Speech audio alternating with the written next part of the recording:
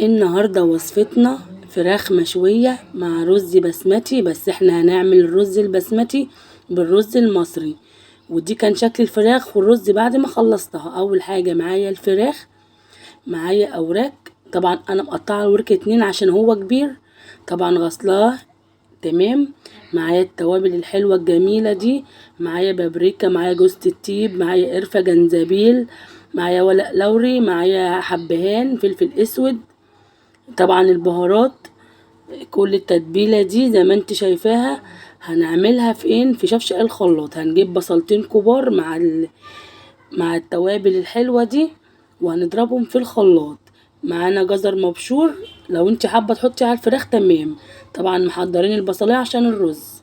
اول حاجة معايا الفراخ غسلاها طبعا وبنقعاها بالخل والليمون والملح وبنضفاها جدا من الزفارة. طبعا عملت التتبيلة الحلوة دي في الخلاط تمام. هنزل على الخلطة الجميلة دي على الفراخ بتاعتي. عايزة اقولك ريحة التتبيلة جميلة جدا جدا جدا. انا بحب اجيب التوابل واحطها كده زي ما انت شايفة، مش بحب اجيب السبع بهارات صراحة. انا بجيب البهارات وانا احط البهارات اللي انا عايزاها. فدي افضل بهارات انا بحطها على الفراخ المشوية، بتخلي ريحة الفراخ جميلة جدا جدا جدا. طبعا احنا هنعملها في فرن البوتاجاز زي ما يكون عاملاها على الشوايه بالظبط، ويمكن احسن كمان. ولا هندخن ولا هنعمل اي حاجه، احنا هنحطها في الفرن تمام كده. هنحطها بقى في الفرن بتاع البوتاجاز. ودي كان شكلها كده، هي خلاص دخلت على السوا. وعايزه اقولك ريحتها، مش عايزه اقولك ريحتها جميله جدا.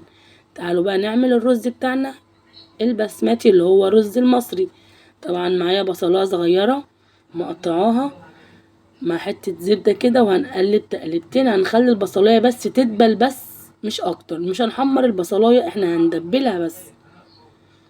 ونفس البهارات اللي حطيناها في الفراخ احنا برضو هنحطها في الرز تمام كده. البصلاية بتاعتي خلاص بتدبل، معلش عفوا الصورة تعادت تاني.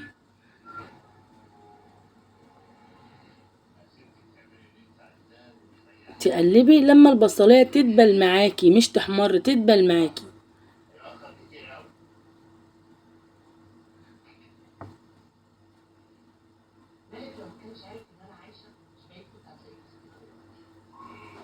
اللي اول مرة يشوفني ويتابعني، انا مطبخ ام هاجر. يا ريت تتابعني، فعلي الجرس يوصلك كل حاجة بعملها، شير كومنت حلو تلاقيه. خلاص كده البصلة دي بلت. هنزل عليها بالجزر المبشور والبهارات اللي انا قلت عليها، نفس البهارات بتاع الفراخ اللي انا هحطها في الرز تمام. المفروض نحط ليمونة مجففة، بس انا ما كانش عندي الليمونة دي ساعتها، بس عادي لو ما عندكش الليمونة دي فعادي، ممكن تعملي وصفتك عادي من غير الليمونة وبيطلع برضو نفس الطعم. هقلب تقلبتين كده في البصلة بتاعتي لما الجزر يدبل معايا حاجة بسيطة.